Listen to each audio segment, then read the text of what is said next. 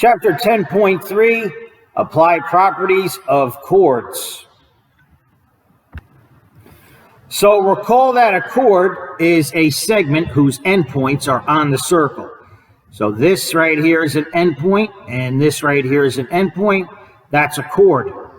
Okay, as you can see, the chord divides the circle into a major arc and a minor arc. Okay, if you recall, the major arc is actually greater than 180. So it's more than half the circle, and the minor arc is actually less than 180. So it's less than half the circle. Okay, and if the chord goes through the center of the circle, that is called a diameter. And the diameter divides the circle into two half circles called semicircles. All right, so each semicircle is just 180 degrees. Okay, and that's because once around the circle is 360. Take half of that and you get 180. All right, so in the same circle or congruent circles, two minor arcs are congruent if and only if their corresponding chords are congruent. So right here, they are referencing chord AB and chord CD. So this right here is chord AB, and this right here is chord CD. Okay, in order for those chords to be congruent, in order for these arcs to be congruent, the respective chord for those arcs have to be congruent as well. All right, so AB is congruent to CD only if segment AB is congruent to CD. Example 1 in the diagram, circle P is congruent to circle Q. FG is congruent to JK, and the measure of arc JK is 80. Find the measure of arc FG. All right, they gave us that circle P is congruent to circle Q in the write-up, but also you can see they marked the radiuses or radii congruent. So either way, we know these circles are congruent, and they said in the write-up and also marked it, segment JK is congruent to GF. You see the tick marks there. So as a result, this arc that goes from J to K, that's 80 degrees, and this arc that goes from G to F is also 80 degrees. All right, so the measure of GF, and that's arc GF, is just 80 degrees. All right, let's see guided practice number 1. Circle D, so D is the center. Measure of arc AB is 110. Find BC. All right, so arc AB, that goes from A to B. Along the arc, they said that was 110. So please find the measure of arc BC. All right, we see these chords are congruent. AB is congruent to BC because they are both 9. So since AB is congruent to BC, as a result, the measure of arc AB is going to equal the measure of arc BC. So those arcs are equal, and they said in the problem it's 110. So that's it. If the measure of arc AC is 150, find AB. All right, so they gave us the measure of arc AC is 150. I labeled it on the circle. Okay, and they want us to find the measure of arc AB. So please try that one, and I'll give you a hint. These two arcs are still congruent, and they add up to 360, all three of them. All right, so since this is 9 and this is 9, the chords are congruent, the arcs are going to be congruent. So the missing arc AB, I'm just going to let it equal X. the missing arc BC, I'm going to let that equal x. All right, and if you go all the way around the circle, that's 360. So it's just going to be x plus 150 equals 360. All right, subtracting 150 on both sides. And let's see, combining x plus x, bring that down. That's going to be 2x. 150 minus 150 is gone. Bring down the equals. 60 minus 50 is 10, and 3 minus 1 is 2. This is x times 2. The opposite is divided by 2. And x equals 105. That's in degrees. So that was the measure of arc AB.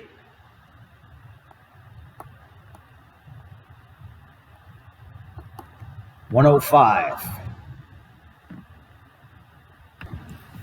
Okay, if arc XY is congruent to arc YZ, then the point Y and any line segment array that contains Y bisects arc XYZ.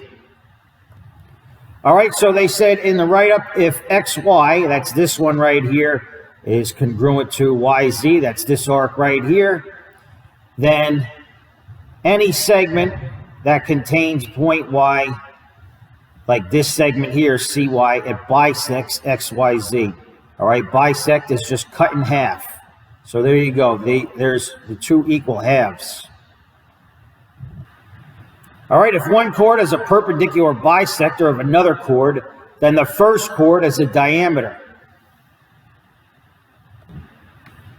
So if you look at SQ right here, that is perpendicular to TR. Okay, so we have SQ perpendicular to TR. All right, remember the upside down capital T, that means perpendicular, that means it makes a right angle. And also we can see that SQ bisects TR because we have two equal halves. We have two congruent segments. So SQ bisects TR. All right, and that means SQ is perpendicular bisector of TR. Okay, therefore, SQ is a diameter. All right, these three dots just mean therefore in mathematics. Okay, so SQ is a diameter. And that's because it is the perpendicular bisector of another chord. If a diameter of a circle is perpendicular to a chord, then the diameter bisects the chord and its arc. All right, so I guess we assume this is the center here. So right here we have EG, that's a diameter. Okay, so EG is a diameter. And we can see that is perpendicular to FD. So EG is perpendicular to FD. Okay, and as a result, that means EG bisects FD. So I'm going to say, therefore, FH is congruent to HD.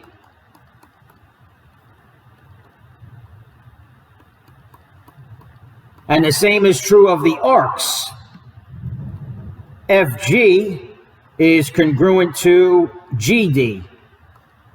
So FG, and that's arc FG, is congruent to GD. Whoops. So it's given that EG is a diameter. Okay, and we can see in the diagram EG is perpendicular to FD. So it bisects FD and it bisects the chord as well. It cuts it in half. Example 2, 3 bushes are arranged in a garden as shown.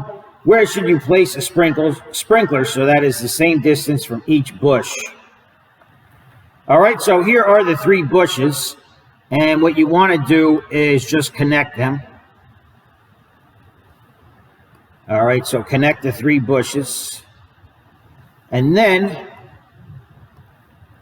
you want to find the perpendicular bisector, so try to find a point right in the middle of each one.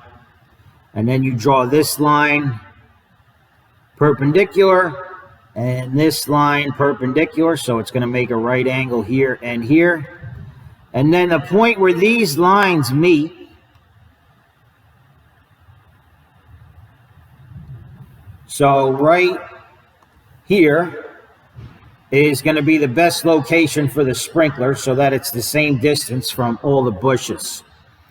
Okay, so this is congruent to that, and this is congruent to that. And we didn't draw the circle, but the point is that the perpendicular bisectors meet at a point that is equidistant from the vertices. All right. So that one is tough because it's more conceptual. There's nothing to calculate. There's no numbers involved. But I just wanted to point it out. So that point where the sprinklers meet, that point where the perpendicular bisectors meet, that is the center of the circle through A, B, and C. So it's the same distance from each point. Okay, so maybe I explained it wrong. This is actually the center of the circle. If you drew a circle around those 3 points, that would be the center. Example 3, use a diagram of circle E to find the length of AC.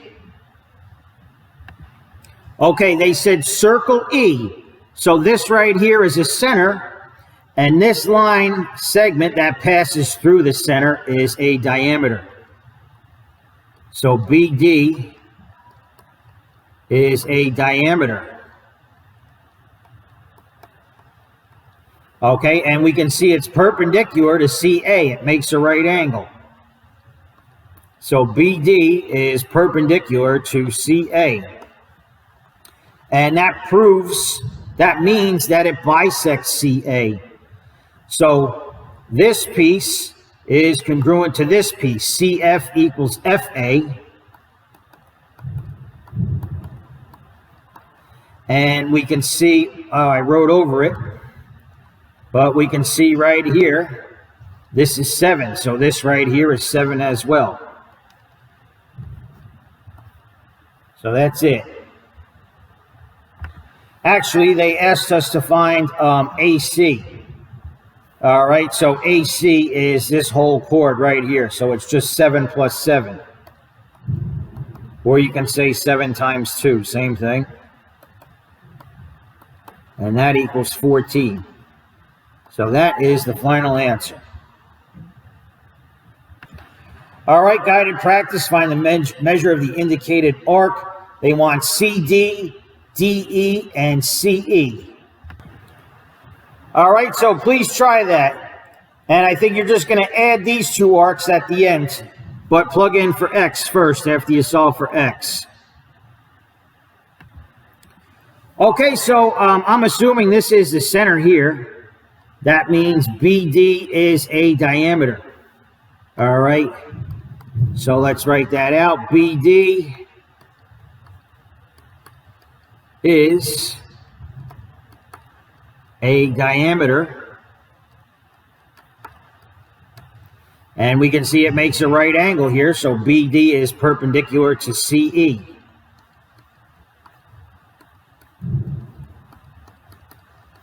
All right, as a result, it bisects these chords, or bisects this chord, and it also bisects the arc. So this arc is congruent to that arc, CD and DE. All right, so CD is congruent to DE. So you just have to set them equal. 9x equals 80 minus x. All right, 9x equals 80 minus x. Solving for x, the opposite of minus x is plus x. 9x plus x is 10x. Bring down the equals. Bring down the 80. X minus x cancels. And dividing both by 10, 80 over 10 is just 8. Okay, but that's just x. You want to take that 8 and plug it in. All right. So let's see, I'll do it in a different color. If you put the 8 right in there, that's going to be 9 times 8, so that equals 72 degrees. All right, if I put an 8 right in there, 80 minus 8, that's going to be 72 degrees. All right, so this one here is 72 degrees. We really should say the measure of arc CD. This one here is 72 degrees. And for CE, that's all the way from C to E, right? So we just have to add 72 plus 72. So for CE, that's a 72 plus 72. And that equals 144 degrees. So that's it.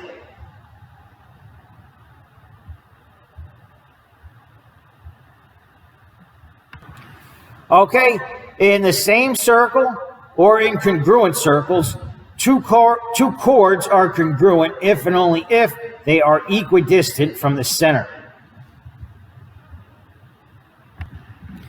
So they're saying chord AB is congruent to CD. That's this one here and this one here. If and only if EF is equals EG.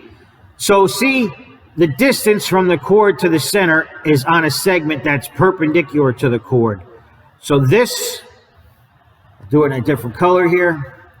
This distance here has to match this distance here in order for this chord right here to be equal to this chord right there.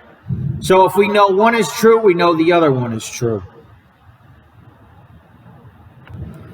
Example 4 in the diagram of circle C, QR equals ST equals 16, find CU.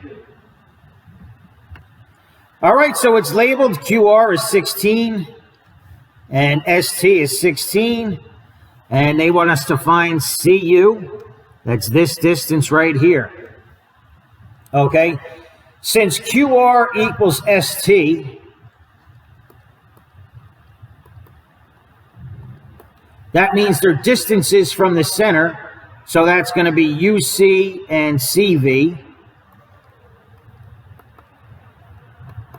Their distances to the center are congruent as well. So we see UC is 2x, and CV is right here. That's 5x minus 9. Okay, solving for x. There's more than one way to do it, but I like x's to be positive. So I'm going to do minus 2x on both sides. And I'm going to do the opposite of negative 9, which is positive 9 on both sides. Okay, 2x minus 2x is gone. Bring down the 9. 5x minus 2x is 3x. And negative 9 plus 9 is 0. Okay, the opposite of times 3 is divided by 3. So x equals 3. Now, that's not what they asked. They asked us to find UC. So we have to take that 3 and plug it in. All right, so if we just take the 3 and put it right in there, that's 2 times 3, so that's 6. If you want to double check, they didn't ask for the other one, but if you want to check, you put the 3 right in there. 5 times 3 is 15 minus 9. That also equals 6. So it checks out. CU equals 6.